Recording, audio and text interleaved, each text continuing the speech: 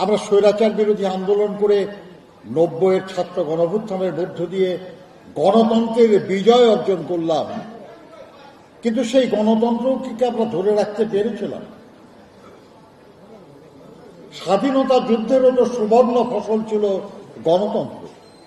মূলত গণতন্ত্রের জন্যই তো আমরা লড়াই করেছিলাম, আর গণতন্ত্র ছিল না বলেই তো আমরা শোষিত হয়েছিলাম, বঞ্চিত হয়েছিলাম, নিগৃহীত হয়েছিলাম, আর সে কারণেই তো মুক্তিযুদ্ধ করেছিলাম আমরা।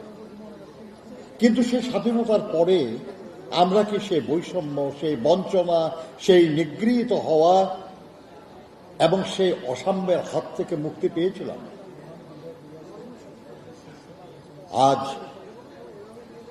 সেই ৭১-এর বিজয়ের স্মৃতিকে ধারণ করে আমাদেরকে আরো সচেতনভাবে চেষ্টা করতে হবে, যাতে করে এই যে সাম্প্রতিক বিজয়, এই বিজয়ের আকাঙ্ক্ষাও যেন ব্যর্থ না হয়ে যায়, মিথ্যা না হয়ে যায়। দেখেন, ৭১-এর বিজয় দিবসকে সামনে রেখে আমরা আলোচনা করছি। আমি একজন অবশ্যই মুক্তিযুদ্ধ করেছি, মাসে ২০,০০০ টাকা ভাতা পাই, ঈদে বোনাস পাই, নববর্ষেও কিছু টাকা পাই। কিন্তু আমি যতটুকু পারি, এটা আমার কাজ, আমি কি করি সেটা ভিন্ন কথা। কিন্তু আমি লজ্জিত হই যখন দেখি যে আমার জানাশোনা যারা শহীদ হয়েছে মুক্তিযুদ্ধে, তাদের পরিবার কিছু পায় না। খেতাবপ্রাপ্ত মুক্তিযোদ্ধা কিংবা ঢাকায় মুক্তিযোদ্ধা পুনর্বাসন কেন্দ্রে যেসব পঙ্গু মুক্তিযোদ্ধা, তাদেরকে রাষ্ট্রীয় দিবসগুলিতে বঙ্গভবন কিংবা অন্য ভবনে দাওয়াত করা হয়।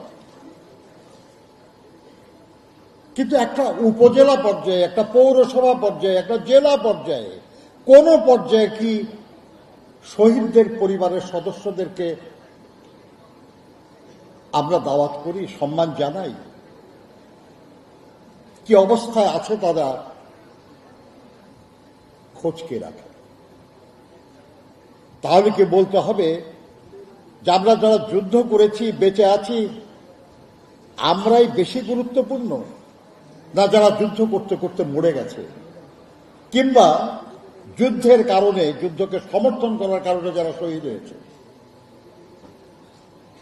আজকে সব ভাবার প্রয়োজন আছে। যদি আমরা বিজয় দিবসের তাৎপর্য অনুধাবন করতে চাই, তাহলে বিজয় দিবস অর্জনে যাদের অবদান যতটা, সেটা স্বীকৃতি দিতে হবে।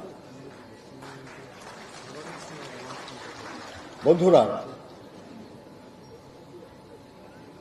বিজয় তো শুধু মর্যাদা দেয় না। আপনারা নির্বাচন করেন অ্যাসোসিয়েশনের,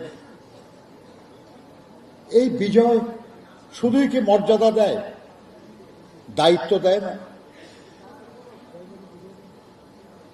আমি তো বলি যে